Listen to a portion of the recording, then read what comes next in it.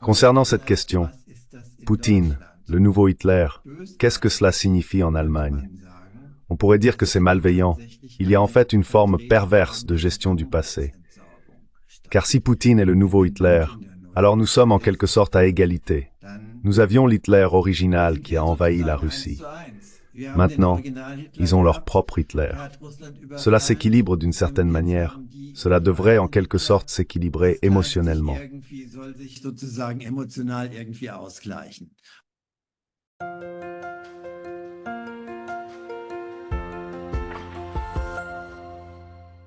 Hallo zusammen und willkommen zurück auf Neutrality Studies. Bonjour à tous et bienvenue à nouveau chez Neutrality Studies, où j'ai aujourd'hui le Dr Leo Hensel comme invité.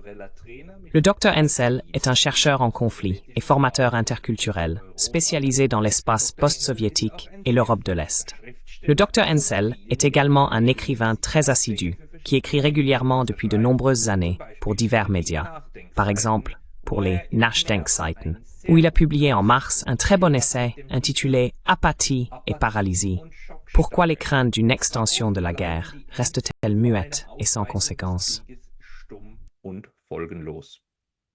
Darüber wollen wir heute reden, Dr. Hensel. Nous voulons en parler aujourd'hui.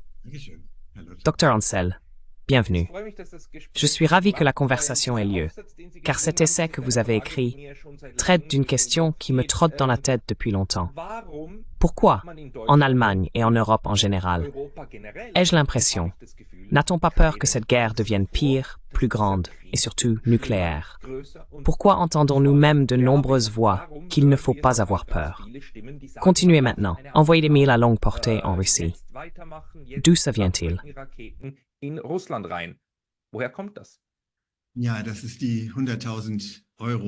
Oui, c'est la question à 100 000 euros. Je dois dire que je ne m'occupe pas de cette question depuis hier ou avant-hier. Il y a 40 ans, j'ai écrit un livre précisément sur ce sujet. À l'époque, il s'agissait de la question de savoir pourquoi nous n'avions pratiquement pas peur de l'armement nucléaire. Et la situation à l'époque était effrayamment similaire à certains égards à celle d'aujourd'hui. À l'époque où j'écrivais, des missiles à moyenne portée, des missiles de croisière, étaient en cours de déploiement, alors équipés d'ogives nucléaires. La différence, c'est qu'il y avait à l'époque un mouvement pacifiste, très large. Nous ne l'avons pas aujourd'hui. Et maintenant, j'en viens à la réponse à votre question. Et la réponse est complexe, car on ne peut pas la résumer en une phrase ou un argument.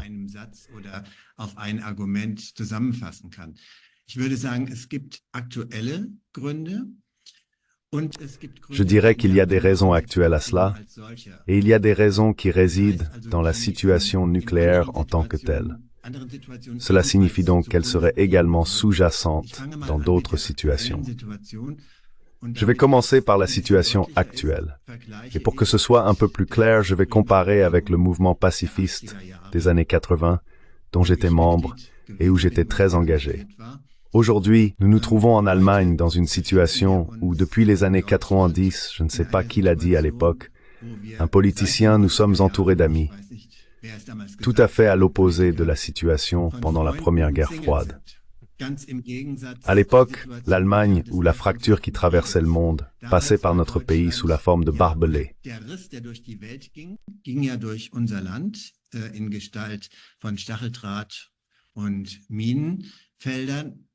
Et des champs de mines, mais bien sûr aussi à travers notre capitale. Nous savions parfaitement à l'époque que si ça explosait, les deux États allemands seraient le champ de bataille des superpuissances, l'URSS et les États-Unis. Et alors, il ne resterait pas pierre sur pierre chez nous. Il y avait 6000 armes nucléaires stationnées rien qu'en Allemagne de l'Ouest. Je ne peux pas vous dire combien étaient stationnées en RDA à l'époque, mais il est certain qu'elles n'étaient pas peu nombreuses. La plupart étaient d'ailleurs destinées à exploser sur notre territoire. Donc nous aurions été défendus jusqu'à la mort. Et cette prise de conscience s'est largement répandue au début des années 80 et a conduit avec un certain décalage temporel à ce que des centaines de milliers de personnes descendent effectivement dans la rue.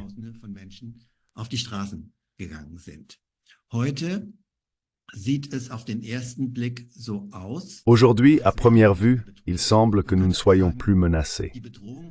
On pourrait aussi dire que la menace s'est déplacée de 1000 à 1500 kilomètres plus à l'est. Si cela devait effectivement arriver, ce qui n'est malheureusement pas totalement exclu, notre pays pourrait être entraîné dans la guerre en Ukraine via l'OTAN. Il y a des déclarations, par exemple, de Macron, qui a au moins envisagé l'idée d'envoyer des soldats français en Ukraine il y a quelques mois. Il y a des demandes fortes de la part de politiciens allemands de premier plan, je pense à M. Kiesewetter et aussi à un politicien vert, d'utiliser largement en Russie les missiles Taurus avec lesquels ils peuvent pulvériser le Kremlin.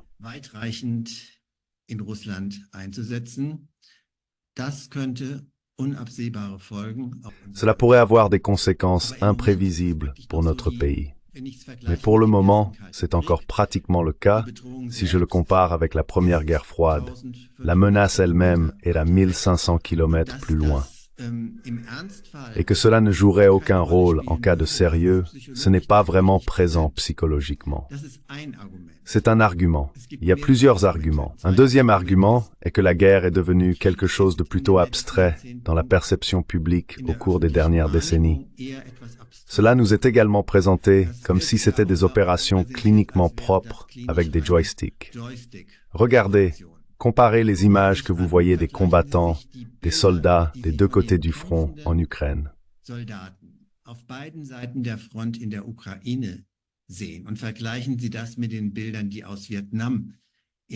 Et comparez cela avec les images du Vietnam qui ont envahi les télévisions du monde entier. À l'époque, les reporters étaient directement sur place et montraient des images correspondantes des tueries, des meurtres, des morts au front. Aujourd'hui, nous ne voyons rien de tel. Il existe en quelque sorte une coalition cynique de tous les partis, des Russes, des Ukrainiens, de l'OTAN, qui ont tous intérêt à ce que nous ne voyions pas les tueries et les morts au front. Cela crée bien sûr la fiction que la guerre est quelque chose de cliniquement pur, ce qu'elle n'est pas. Parallèlement, la génération qui a vécu la Seconde Guerre mondiale disparaît, et aussi la génération qui a vécu la guerre froide.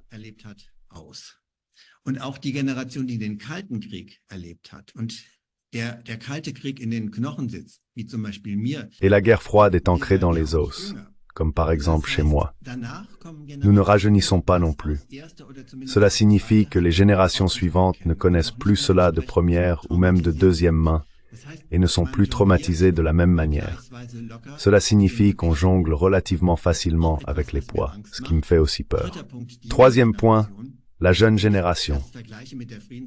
Si je compare cela avec le mouvement pacifiste des années 80, nous avions tous 40 ans de moins.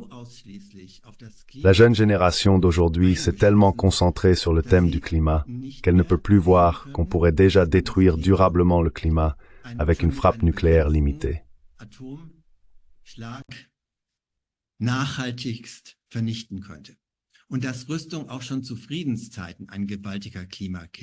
Et que l'armement est déjà un énorme destructeur du climat en temps de paix, sans parler des temps de guerre que nous vivons. En réalité, la question de la possible destruction du monde par des moyens guerriers et de la possible destruction du monde par des moyens dits pacifiques est indissociable. À l'époque du mouvement pacifiste des années 80, nous avions un mot pour cela, qui est significativement tombé dans l'oubli. Ce mot était « Ecopax ». Écologie et paix vont de pair. Maintenant, nous avons cette situation étrange où il y a une polarisation générationnelle, que l'on pourrait résumer de manière un peu simpliste par la formule « aux jeunes le climat, aux anciens la paix ». Den Jungen das Klima, den Alten der Frieden. Völliger Blödsinn. C'est complètement absurde. C'est encore pire quand on regarde ce qui s'est passé en Allemagne avec le Parti des Verts, qui est issu du mouvement pacifiste. Mais aujourd'hui, le vert dans le Parti des Verts ne se réfère plus qu'à la couleur de l'uniforme. C'est ainsi. Comment expliquez-vous cela? Vous étiez là, vous avez sûrement vécu cette scission. lorsque soudainement, les Verts ne voulaient plus rien avoir à faire avec la paix, ou lorsque, pour une raison quelconque, quelque chose a basculé, et que les Verts ont commencé à croire à ce jeu de l'OTAN, que l'OTAN et les bombes sont le chemin vers la paix. NATO und Bomben der Weg zum Frieden sind. Ja, das ist eine der erstaunlichsten Wendungen. Oui, c'est l'un des retournements les plus étonnants de l'histoire allemande depuis la réunification, qui me préoccupe beaucoup et qui m'irrite énormément. Car dans les années 80, c'était effectivement le cas que les Verts, lorsqu'ils sont entrés au Bundestag en 1983, étaient en quelque sorte notre pilier, plus précisément notre jambe de jeu, au Parlement. Pour répondre à votre question, je pense que c'était un développement insidieux. Avec le recul, on est toujours plus sage. Et avec le recul, on peut voir quelques points de basculement où les Verts se sont effectivement développés en un parti belliciste. Wo sich die Grünen tatsächlich zu einer bellizistischen Partei entwickelt hatten, zu der bellizistischen Partei, die sie heute sind. À propos du parti belliciste qu'ils sont aujourd'hui, ou même les pacifistes qui existaient autrefois et qui étaient en fait dominants, sont soit morts, je pense surtout à la politicienne la plus intelligente que les Verts aient jamais eue, peut-être même l'Allemagne, à Antje Vollmer, qui est décédée il y a 1 an et demi. Ceux qui sont encore là ont été dégoûtés ou sont partis volontairement ou gardent volontairement le silence. Rétrospectivement, je crois que le péché originel des Verts a été l'approbation de la guerre d'agression illégale de l'OTAN contre la République fédérale de Yougoslavie au printemps 1989. Vous vous souvenez, Joschka Fischer avait alors évoqué Auschwitz.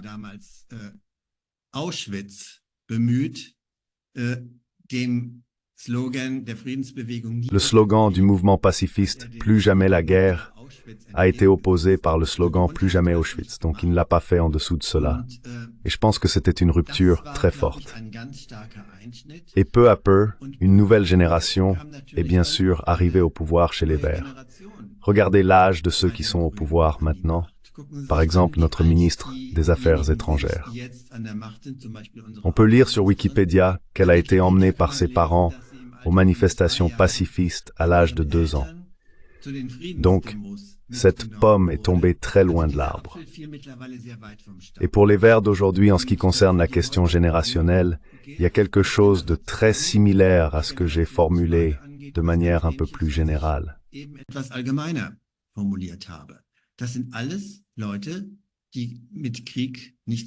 Ce sont tous des gens qui n'ont plus rien à voir avec la guerre.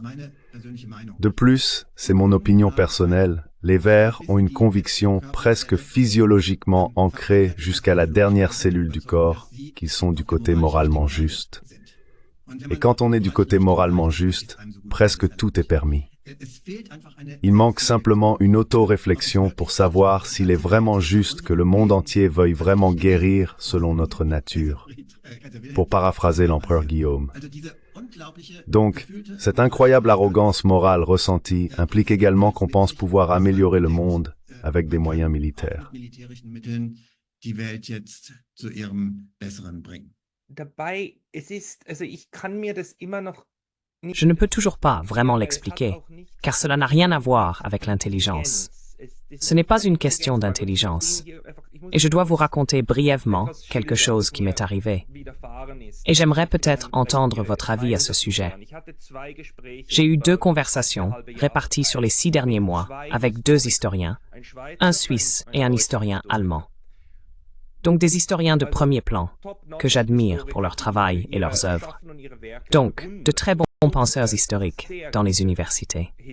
Historische Denker an den Universitäten. J'ai eu une conversation avec les 2 sur le déroulement de la guerre en Ukraine et j'ai exposé ma position, qui ne diffère pas vraiment. Donc ma position est celle de John Mearsheimer, de Jeffrey Sachs, de M. Barth, de vous, et ainsi de suite, à savoir qu'il faut absolument désamorcer ce conflit, qu'il faut, même si c'est pas excusé, comprendre l'autre côté et qu'il faut prendre en compte les sentiments de sécurité des 2 parties. Et à la fin, après 50 minutes, l'historien suisse m'a dit « Pascal, je dois maintenant arrêter de te parler. Je me sens physiquement mal à cause de l'horreur que tu me racontes. Von der Untat, die du mir erzählst. Der zweite, der deutsche Historiker, mit dem war Le deuxième, l'historien allemand, nous étions ensemble, nous avons discuté. À un moment donné, il a dit que nous devions absolument envoyer des missiles à longue portée en Ukraine pour envoyer un signal à Poutine. J'ai répondu que nous ne devrions absolument pas le faire. L'Europe et l'OTAN ne devraient absolument pas le faire. En tant que Suisse, je ne suis pas impliqué. Cela pourrait nous entraîner dans une troisième guerre mondiale. Il a dit que Poutine ne ferait jamais cela. L'OTAN ne fait que se défendre. J'ai dit non. En 1999, l'OTAN a commencé à attaquer. Il m'a regardé et a dit « Quoi? Comment ça? » Oui, c'est une guerre d'agression illégale contre la Yougoslavie. Illegaler Angriffskrieg aus Jugoslawien. Und dann hat er etwas zu trinken. Et puis, il avait quelque chose à boire à la main. Il l'a jeté, il m'a crié dessus et a dit « Je n'écoute pas de telles bêtises. Souvenez-vous de Srebrenica. Plus jamais Srebrenica. » L'émotion en lui est devenue si forte. Bien sûr, nous avions aussi bu de l'alcool. Peut-être que cela a joué un rôle. Mais une réaction émotionnelle si intense. Et de ces deux historiens, j'ai ressenti des réactions émotionnelles extrêmes à ma description de ce qui se passe. Pouvez-vous l'expliquer psychologiquement, que les gens se laissent ainsi envahir? Les deux, le premier d'ailleurs aussi, ont mentionné Srebrenica. Et Srebrenica était en 1995 et l'attaque en 1999. Mais il y a eu un lien que les gens font automatiquement et qui déclenche quelque chose chez les gens.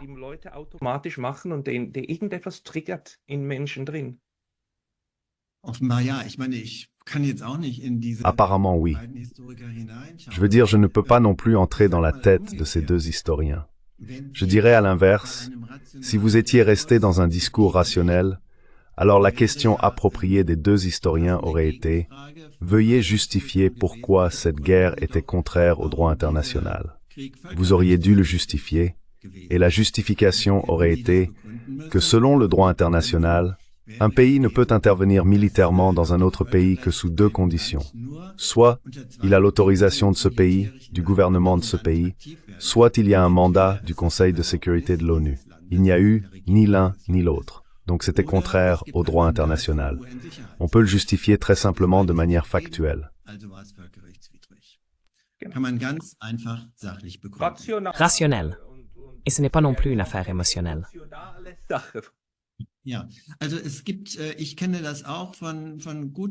Oui, donc je connais cela aussi de bons amis parfois, c'est ce qui est bien quand on fait tout par écrit, par email. Vous pouvez voir très précisément à un certain moment comment les gens décrochent, refusant ainsi un discours rationnel. Je vais maintenant illustrer cela avec un tout autre exemple. Je suis allé dans le Donbass il y a 19 ans, à Donetsk, à Gorlovka, ukrainien Orlivka, deux villes dans la zone rebelle, à Artemovsk, également appelé Bakhmut. Cet endroit est devenu tristement célèbre l'année dernière. Hachoir à viande de Bakhmut. Hachoir à viande de Bakhmut. À Konstantinovka, qui se trouve à environ 30 km à l'ouest de Bakhmut, et qui est encore sous contrôle de Kiev pour le moment, mais déjà sous le feu russe.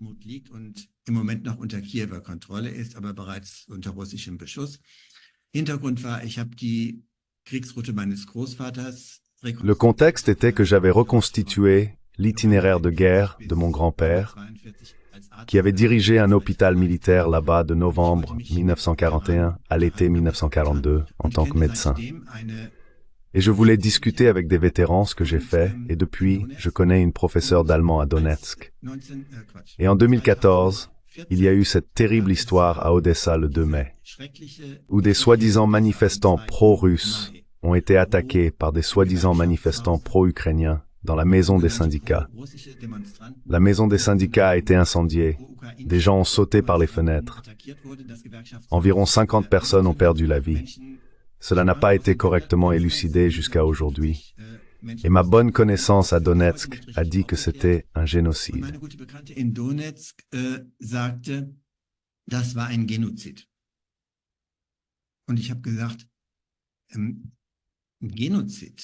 Et j'ai dit que ce n'était pas un génocide. Ce qu'est un génocide, les Juifs le savent et les Arméniens le savent. Je qualifierais cela de massacre. Ensuite, elle a voulu couper le contact avec moi. Donc je pense que lorsque les gens... C'est tellement fort. Ici, c'était un moment où Donetsk était déjà bombardé par le pouvoir central de Kiev. Le Donbass est bombardé depuis plus de 15 ans. Et il y avait déjà eu 13 000 victimes là-bas lorsque la Russie a officiellement envahi la guerre elle-même. Ce dont on a à peine parlé en Occident. Donc les gens sont parfois si sensibles qu'ils ne sont plus accessibles à un discours rationnel pendant un moment. Für einen rationalen Diskurs nicht mehr zugänglich sind. Hat denn das etwas damit zu tun, dass diese Cela a-t-il quelque chose à voir avec le fait que ce groupe de personnes, d'où qu'ils viennent, associe si intimement cette vision du monde ou sa propre analyse de la façon dont le monde fonctionne et de ce qui se passe actuellement dans le monde à lui-même, que si l'on remet en question cette analyse, on les touche automatiquement personnellement et on provoque alors une réaction émotionnelle. Il y a ensuite des gens qui abstraient cela, qui peuvent séparer un argument sur la façon dont nous percevons ce qui se passe de la tolérance de soi par l'autre. Avez-vous cela? Avez-vous des pensées à ce sujet? Haben Sie da irgendwelche Gedanken? Ich würde sagen, das ist sehr menschlich. Je dirais que c'est très humain. Et cela vaut pour tout le monde, quelle que soit la position que vous défendez. Je dois aussi me rappeler constamment de faire un effort pour être ouvert à un discours rationnel. Cela signifie également que je suis d'abord ouvert aux arguments de l'autre côté, que je ne les prends pas personnellement et que je continue d'écouter les arguments. Donc, je pense que c'est d'abord très humain. Et cela est totalement indépendant du fait que l'on partage ou non ces mesures militaristes qui sont poussées par notre gouvernement et presque à 100% demandées par notre presse, ou que l'on soit un soi-disant compréhensif de Poutine. C'est simplement humain. Un discours rationnel implique toujours de faire un effort pour examiner les arguments et aussi de s'observer soi-même d'un œil critique. La réflexivité ne peut jamais nuire dans une confrontation.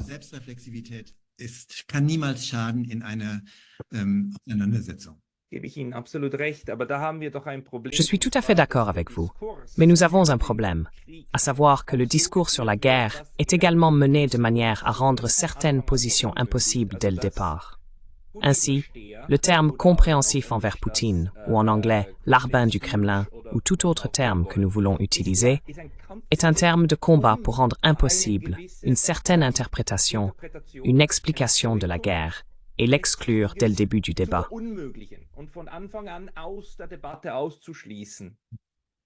So ist es. Also das Ganze wird ja heutzutage auch genannt. C'est ça. Donc de nos jours, on dit aussi que si on veut discréditer quelqu'un, on dit qu'il sert le narratif du Kremlin. Exactement. Il faut d'abord dire quels sont en fait. Il y a des narratifs et il y a des faits. On devrait se référer aux faits. Les narratifs sont toujours des histoires que l'on construit autour des faits. La plupart du temps, de manière à ce qu'ils nous conviennent bien. Et quand quelqu'un argumente que vous servez le narratif du Kremlin, cela repose en fait sur une thèse absolument primitive, à savoir que tout ce que dit l'Occident correspond aux faits et tout ce qui vient de Moscou est un mensonge. Dans cette logique, vous devez, excusez-moi de le dire encore, dire que 2 et 2 font au moins 7, sinon 8, si Poutine a dit que 2 et 2 font 4. Donc c'est le niveau du débat. Also das ist das Niveau der Auseinandersetzung. Ja, mehr muss ich dazu sagen. Ich wollte genau dieses Argument gerade bringen, wenn Herr Putin sagen würde... Je voulais justement avancer cet argument. Si M. Poutine disait que 2 et 2 font 4, alors demain, il faudrait dire à la télévision allemande que 2 et 2 ne font plus 4. Ça n'a d'ailleurs jamais été 4. Ça n'a jamais été vrai. Cela va encore plus loin, jusqu'à l'accusation de servir un récit du Kremlin, ou en anglais, on dit toujours « quel était le terme ?» Talking point. C'est un talking point de Poutine en anglais. Ce n'est en fait pas une affirmation, c'est un mensonge. Donc, un talking point ou un récit peut bien être l'admission que c'est vrai, mais nous ne l'acceptons pas. Et il n'est plus légitime d'introduire ce fait véridique dans la discussion. Et ainsi, on garde hermétiquement la tête et son propre récit propre. hält man sich Oui. hermetisch den Kopf und das eigene Narrativ sauber. Ja, damit entfernt man sich natürlich früher oder später auch von der Wirklichkeit. Ja. En agissant ainsi, on s'éloigne bien sûr tôt ou tard de la réalité et on prend peut-être des risques qu'il vaudrait mieux éviter. Par exemple, nous sommes actuellement confrontés à une réinstallation 2.0, comme je l'appelle.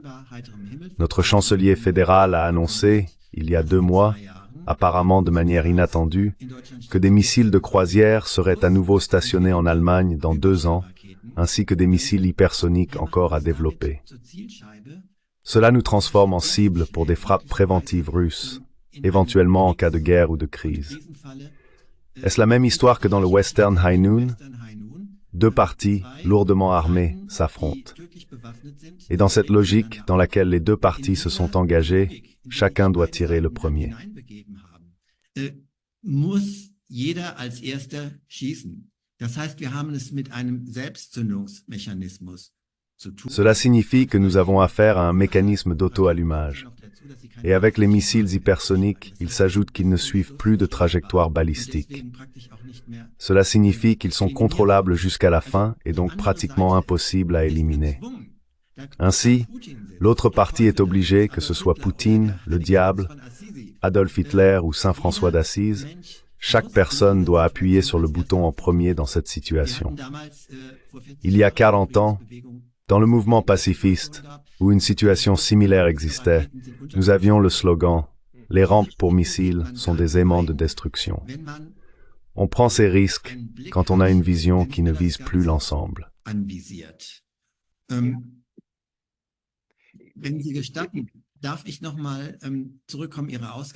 Si vous permettez, puis-je revenir en arrière? Votre question initiale était « Pourquoi accepte-t-on ces dangers de manière relativement passive ?» Et j'avais dit au début qu'il y a 2 raisons. Des raisons actuelles et des raisons qui résident dans la situation nucléaire elle-même.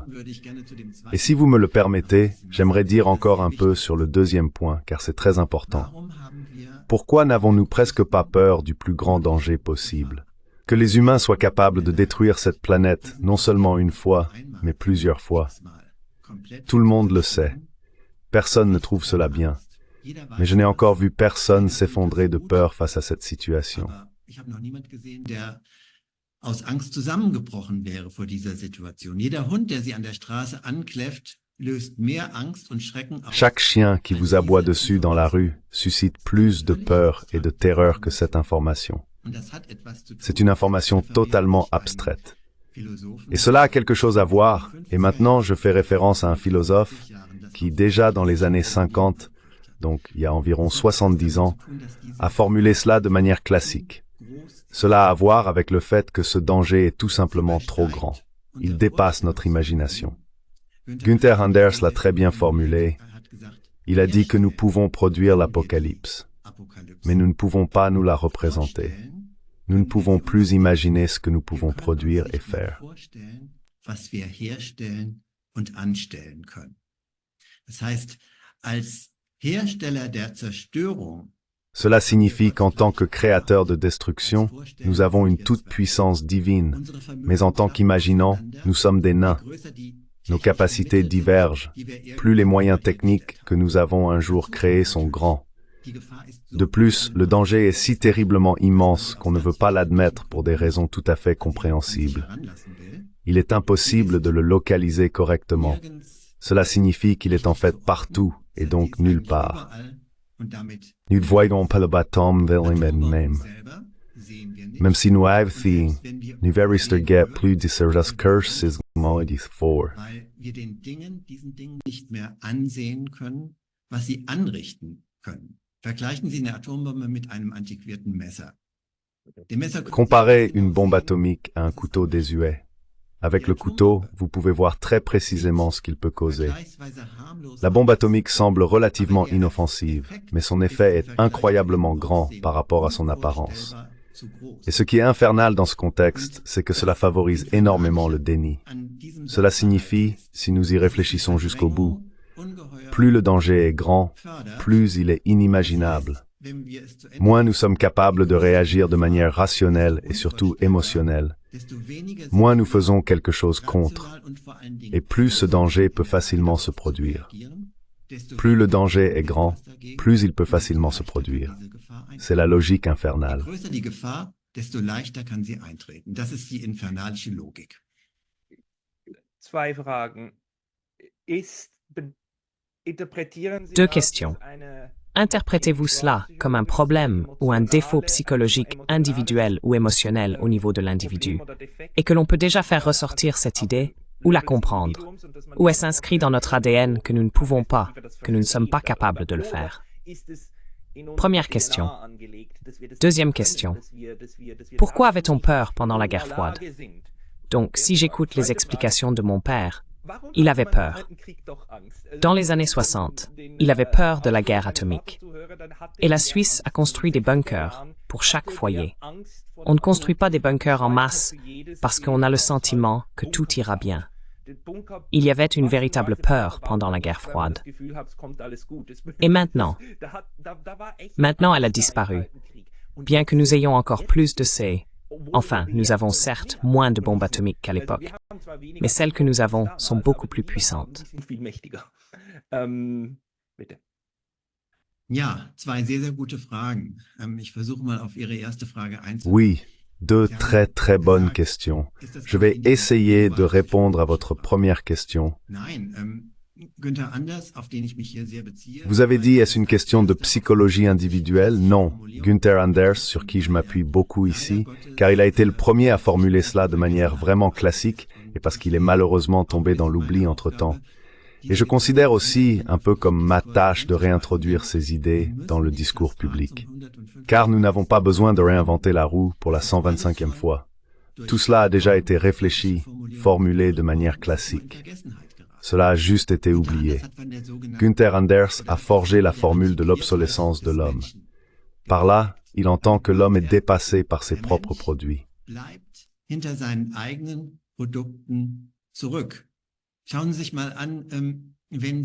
Regardez, si vous voulez rapporter des roches de Mars, vous le faites en réalité de manière beaucoup plus pratique avec une sonde non habitée. Elle peut tout faire merveilleusement bien. Si vous voulez y envoyer des humains en chair et en os, peut-être que cela arrivera un jour. Alors c'est une entreprise extrêmement compliquée. Les appareils peuvent le faire beaucoup mieux, beaucoup plus rapidement. Donc dans ce sens, on pourrait dire de manière exagérée, encore une formulation de Günther Anders, l'homme est le saboteur de ses propres produits. Les produits peuvent en réalité se passer beaucoup mieux de l'homme. Nous le voyons actuellement avec le sujet de l'intelligence artificielle, où nous ne savons même pas encore où cela nous mènera.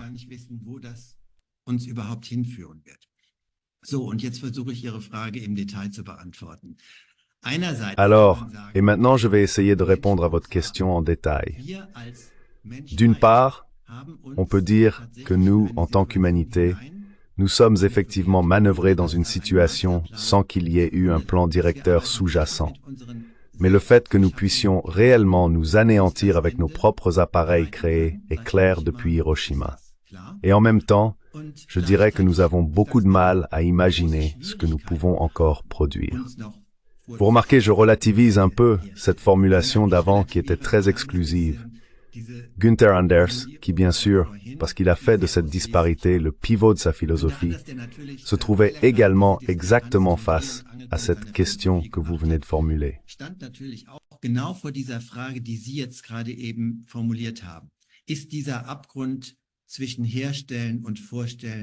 Ce gouffre entre la production et la représentation est-il infranchissable? Ou existe-t-il au moins une certaine marge d'élasticité, disons-le ainsi? Et il dit qu'il favorise cette thèse, c'est-à-dire que nos sentiments ont une certaine capacité d'extension, on pourrait presque dire. Par exemple, quelqu'un veut vous transmettre un message dont il sait qu'il vous choquera. Alors s'il est quelque peu sensible, il dira quelque chose comme « Préparez-vous à quelque chose. Il vaut mieux que vous vous asseyiez. » Cela signifie qu'il fait déjà appel à vous, en gros, pour vous préparer à quelque chose qui dépasse votre sentiment quotidien normal. Vous vous préparez vous-même, c'est-à-dire que vous vous attendez à ce que quelque chose arrive.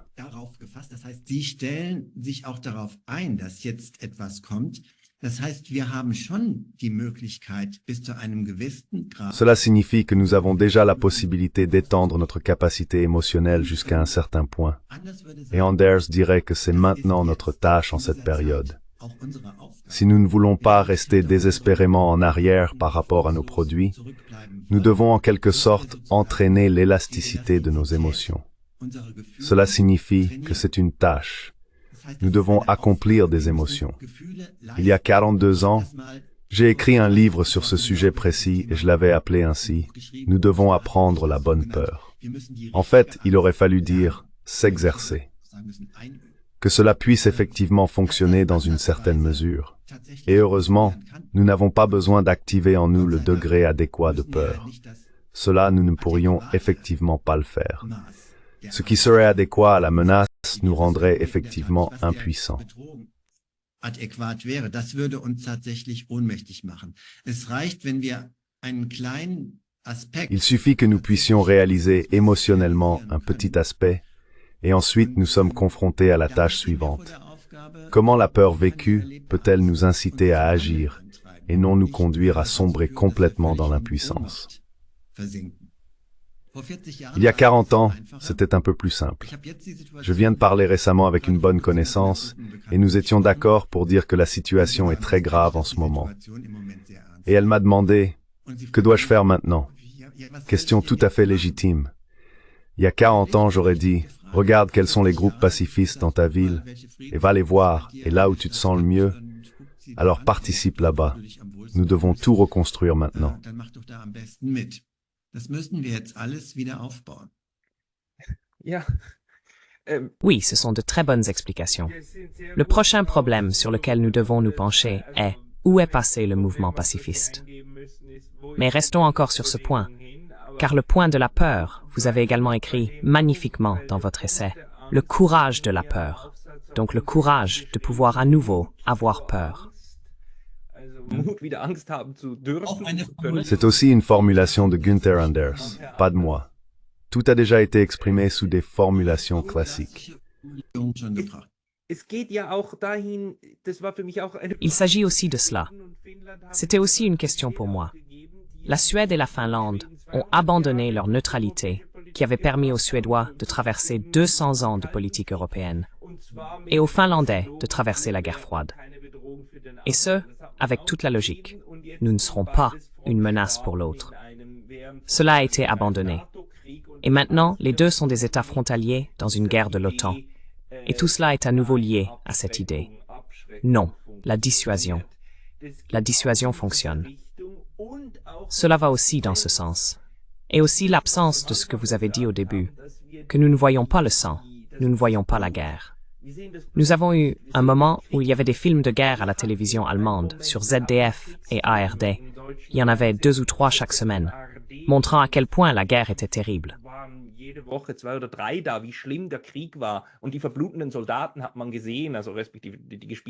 Et on a vu les soldats en train de saigner, enfin respectivement les acteurs, et ainsi de suite, n'est-ce pas? Même les films anti-guerre, les vrais films anti-guerre sont Full Metal Jacket et Platoon. Et Merry Christmas, Mr. Lawrence, je crois, non? Le magnifique film sur la Première Guerre mondiale, où l'on voit la souffrance des soldats, et ensuite la catharsis à travers le rassemblement et la célébration de Noël, puis à nouveau le massacre. Et tout cela a disparu maintenant. C'est même interdit. YouTube et Twitter, etc., interdisent de montrer de vraies images d'enfants saignant en Palestine, car cela choquerait les esprits. Nous avons réussi tout cela en une décennie, car cela existait auparavant. Ces films de guerre existaient. Ja, ich weiß nicht, ob Sie wissen, ich habe zweimal die Möglichkeit gehabt.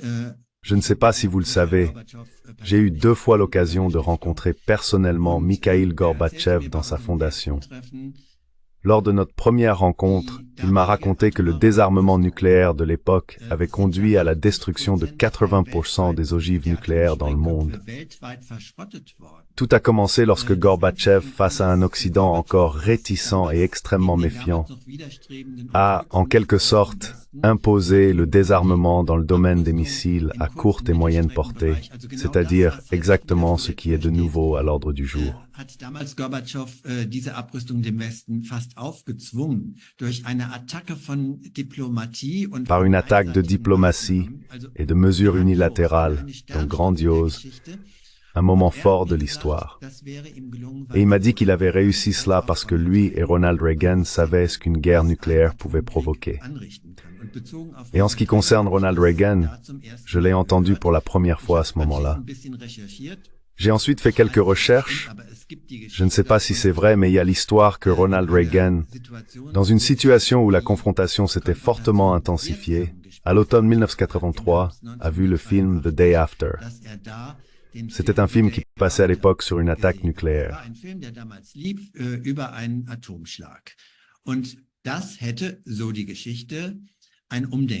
Et cela aurait, selon l'histoire, provoqué un changement de mentalité chez lui. Oui, tout cela est parti, mais j'aurais presque dit que c'est tout à fait normal pour n'importe quelle guerre ordinaire, que tout soit fait pour qu'on imagine le moins possible ce qui se passe réellement ou pourrait se passer. C'est notre tâche peu agréable, de ramener cela dans le discours. Et cela ne rend pas particulièrement populaire, car ce ne sont pas des faits agréables. Car il faut aussi sortir les gens de leur état de choc compréhensible, où ils ne veulent pas s'en occuper. Tout cela est compréhensible.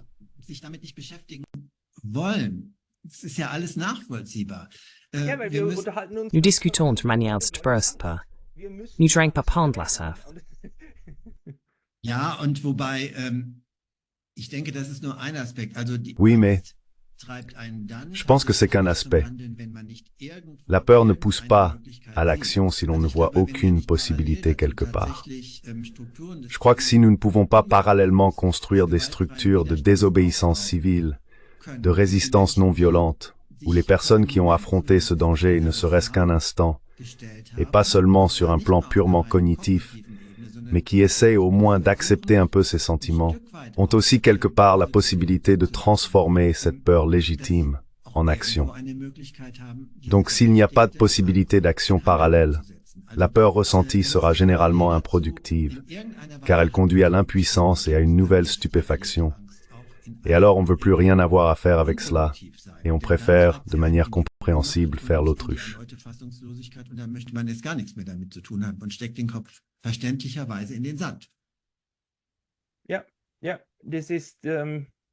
Oui, oui. Il y a cette affirmation que lorsque l'on a peur ou que l'on subit un véritable choc parce que l'on est vraiment menacé, il y a deux options d'action, même instinctivement. Fight or flight, donc fuite ou combat. Et dans ce sens, le combat n'est pas pensé comme un combat un contre un, mais comme la lutte contre ce que l'on a devant soi. Donc nous devrions trouver un moyen d'inspirer les gens à se dresser contre cette menace de destruction mutuelle nucléaire. Et c'était bien le mouvement pacifiste. Le mouvement pacifiste était la lutte active contre ce danger. Oui, et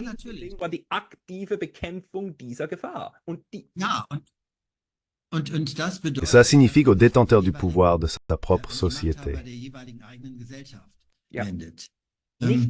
Pas les autres, mais les nôtres. Pas en Allemagne, M. Scholz, et en Russie, M. Poutine, mais l'inverse.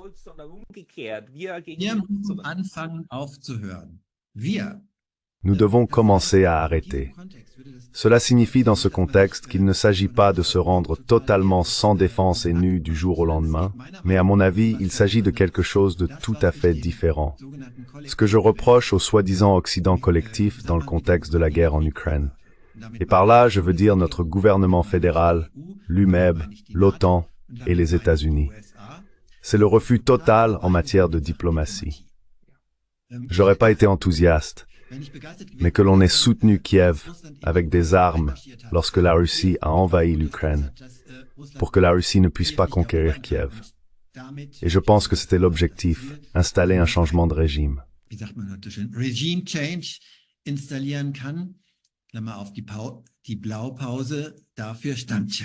La feuille de route pour cela provient à nouveau de l'Occident. Mais bon, j'aurais pu vivre avec de telles livraisons d'armes si, parallèlement, tout avait été fait pour activer la machine diplomatique. C'est exactement le contraire qui s'est produit. il y avait déjà un accord entre l'Ukraine et la Russie qui a été boycotté par l'Occident. Cela signifie que, lorsqu'on dit ici qu'on ne peut pas négocier avec Poutine, je dois poser la question inverse. Combien de temps cette guerre doit-elle encore durer? Combien de civils doivent encore tomber? Wie viele Zivilisten sollen denn noch über die Klinge springen? Und bei Soldaten muss man ja auch noch mal sehen. Et pour les soldats, il faut aussi considérer, en dehors des corps francs présents des deux côtés, je simplifie un peu, du côté ukrainien Azov et du côté russe Wagner, qui n'existe plus sous cette forme du moins, nous avons affaire des deux côtés à des hommes enrôlés de force. Des hommes tout à fait ordinaires, qui souhaitent simplement retourner auprès de leur famille et mener une vie quotidienne normale. Combien de personnes voulons-nous encore sacrifier? L'Ukraine doit-elle être défendue jusqu'à la mort avec des munitions à fragmentation, avec des munitions à uranium qui détruisent leur propre pays? Die das eigene Land zerstören. Und wenn man dann sagt, mit der anderen Seite kann man nicht verhandeln. Et quand on dit qu'on ne peut pas négocier avec l'autre côté, on prolonge la guerre jusqu'à la fin la plus amère.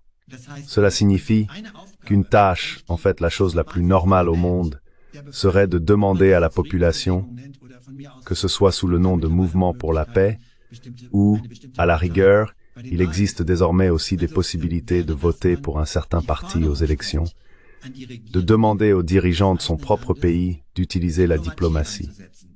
D'utiliser au moins autant de diplomatie dans cette guerre que d'armes, au moins autant. Ce serait déjà une exigence très importante qui devrait venir de la population, et ce dans le sens de ses propres intérêts bien compris.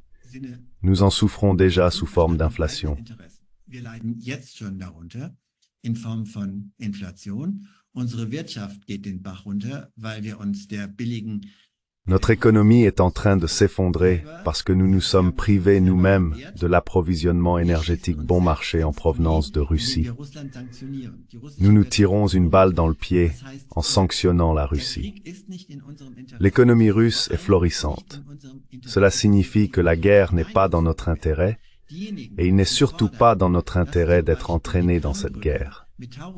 Ceux qui demandent, par exemple, que le pont de Crimée soit attaqué avec des missiles Taurus, ou qui jouent à ces jeux, ou qui demandent que ces missiles soient utilisés en profondeur sur le territoire russe, jouent avec notre propre sécurité, car ils provoquent des représailles. Le général Kujat, avec qui j'ai de bons contacts, a résumé cela en disant, un peu à l'ancienne, que ces personnes sont de mauvais patriotes. Que faites-vous de notre pays? Was machen Sie mit unserem Land? Ja, die Analyse und Oui, je suis. L'analyse et le tableau que vous décrivez sont pour moi absolument compréhensibles à 100%, mais nous partageons la même analyse sur le problème de la situation. Ce qui est perfide, c'est ce jeu, et peut-être dois-je vraiment vous poser la question.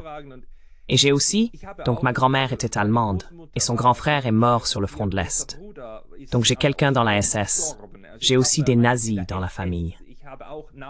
Et il est mort beaucoup plus jeune. Il avait 26 ans et est décédé sur le front de l'Est.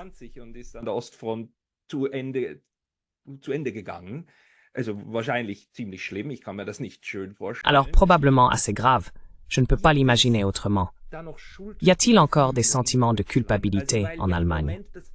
Parce qu'en ce moment, l'argument principal, l'argument numéro 1 pour lequel on ne peut pas négocier avec M. Poutine, c'est que M. Poutine est Hitler. Il est Hitler, on ne peut pas négocier avec lui. Et ce qui est extrême, c'est que cette accusation provient surtout, donc principalement d'Allemagne, que cet homme est Hitler. Y a-t-il encore beaucoup de projections, de sentiments de culpabilité historique qui sont projetés sur l'autre? Mir fallen dazu zwei Gedanken ein. Auch wieder ein allgemeinerer und ein Deux idées me viennent à l'esprit, l'une plus générale et l'autre plus spécifique. Je vais commencer cette fois par la plus générale. Le lauréat britannique du prix Nobel de physique, Blackett, a formulé dans les années 50 ou 60 la phrase suivante. Lorsqu'une nation possède une arme absolue, il est psychologiquement nécessaire de croire en un ennemi absolu. En d'autres termes, si je possède une arme capable de transformer en un rien de temps des centaines de milliers, voire des millions de personnes innocentes en cadavres, je ne peux justifier cela devant ma conscience, si tant est que je le puisse, qu'en déclarant l'autre camp comme étant le mal absolu. Zugespitzt könnte man sagen, die Atombombe befiehlt jedem. On pourrait dire de manière provocante que la bombe atomique impose à chacun de ses détenteurs l'ennemi qui lui convient. Cela signifie que nous sommes contraints, si nous possédons des armes de destruction massive, de nous construire un ennemi absolu. C'est la première chose. La deuxième est la renaissance d'Hitler, que nous voyons chaque fois que l'Occident commence à déclencher une nouvelle guerre. Poutine n'est pas le premier nouveau Hitler. À la fin des années 90, c'était Milosevic, guerre d'agression illégale. Puis en 2003, c'était Saddam Hussein, guerre d'agression illégale. Maintenant, c'est Poutine. Cela signifie que c'est un schéma. Ils trouveront toujours un Hitler. Ils en ont besoin, sinon ils ne peuvent pas justifier une guerre d'agression. Denn sonst können sie einen Angriffskrieg gar nicht rechtfertigen. Wobei hier die Situation in der Ukraine ist komplizierter. La situation en Ukraine est plus compliquée, surtout du point de vue allemand. Et je voudrais d'abord souligner que je constate une grande différence entre l'opinion publique et l'opinion publiée. Déjà lors d'un sondage fin février de l'Institut de sondage INSA, 61% des Allemands ont déclaré craindre que la guerre en Ukraine ne s'étende au territoire de l'OTAN. Donc on ne peut pas dire qu'il n'y ait aucune conscience du problème dans la population. Et selon les derniers sondages, je crois que 69% des Allemands se sont prononcés en faveur de la diplomatie dans la guerre en Ukraine.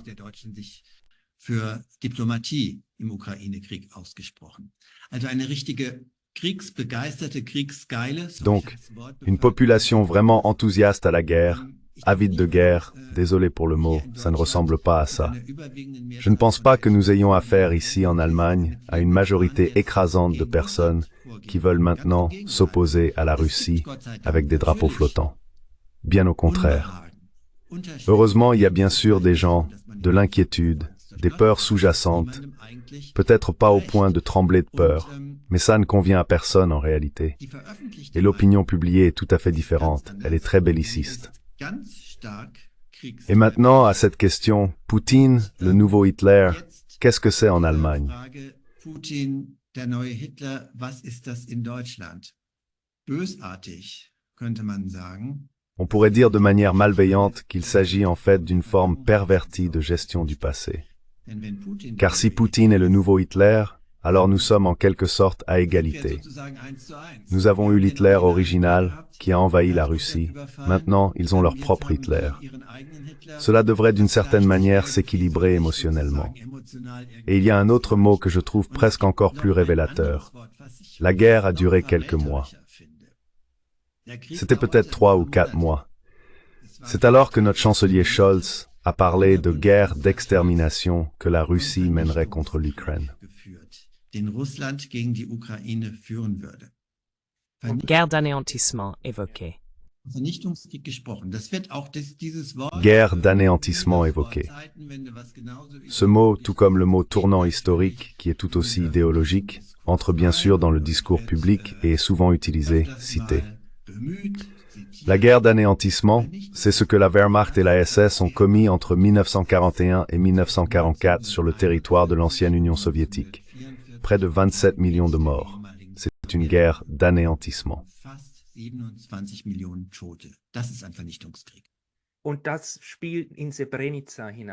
cela s'inscrit dans Srebrenica. Srebrenica a été un moment où un grand groupe de personnes a été exterminé. C'est le même sentiment, le même ressenti. Ce plus jamais ça. Je dirais que Srebrenica était un massacre. Oui, émotionnellement, j'ai l'impression que cela évoque les mêmes sentiments. Le mot guerre d'anéantissement ou Srebrenica. Que l'on agit maintenant contre un mal absolu que l'on a soi-même infligé dans le passé.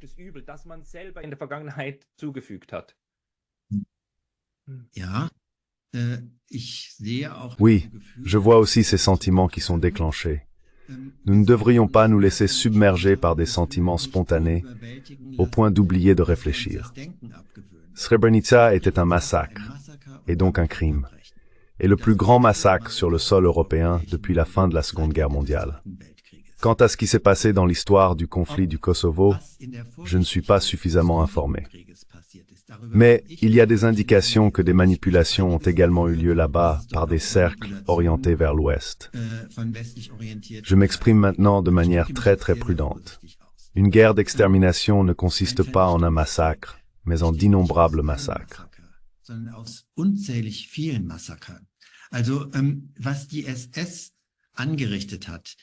Ce que la SS a fait dans une petite ville ukrainienne, dans un village russe, surtout biélorusse, équivaut à au moins la moitié de Srebrenica.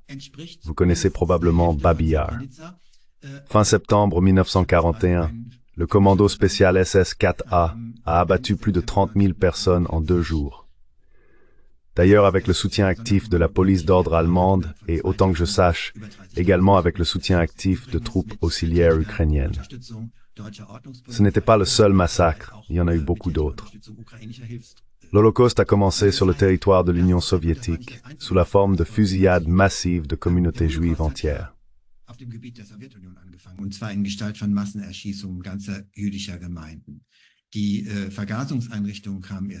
Les installations de gazage sont venues plus tard, car on s'était rendu compte que ces mesures étaient inacceptables, et ce pour les auteurs.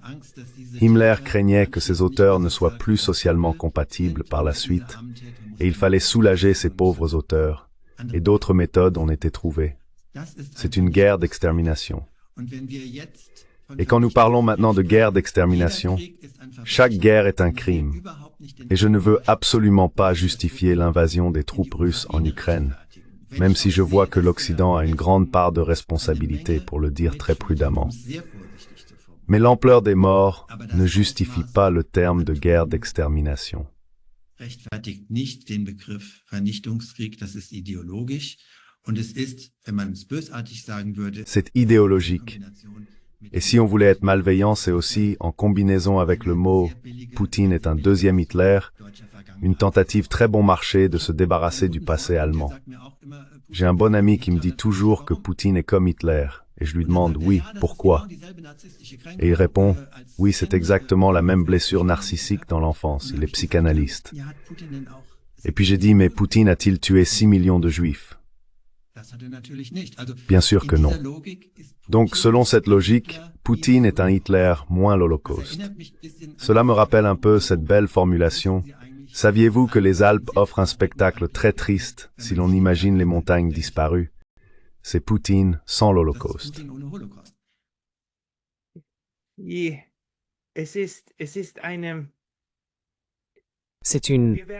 Nous allons encore longtemps lutter contre cela. Donc aussi, l'analyse de ce qui se passe en ce moment, psychologiquement, avec les gens, socialement, les changements politiques. Et nous n'avons même pas réussi à aborder correctement l'absence du mouvement pacifiste. Nous sommes maintenant à 1 heure, donc nous devons commencer à conclure. Je voudrais simplement dire que nous espérons pouvoir reconstruire cela. Et nous nous connectons également entre nous en ce moment. On le remarque bien. 2 ans plus tard, on est à un meilleur point, j'ai l'impression, entre nous, en pouvant à nouveau parler de quelque chose de similaire à un noyau de paix. Des gens qui échangent, même au-delà des frontières. Monsieur Dr. Ansel, les gens qui souhaitent suivre vos interventions et vos articles, où peut-on le faire au mieux? Où peut-on vous trouver?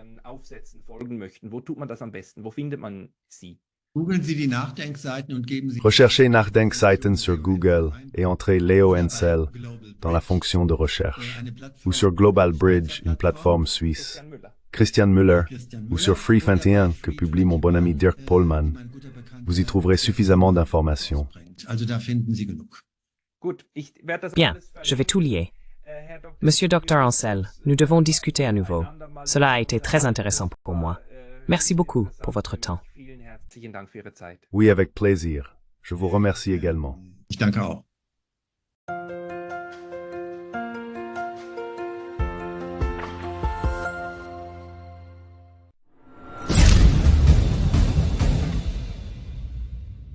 Si vous appréciez Lasny Traduction, veuillez envisager de nous soutenir sur Patreon. Le lien est dans la description. Merci beaucoup.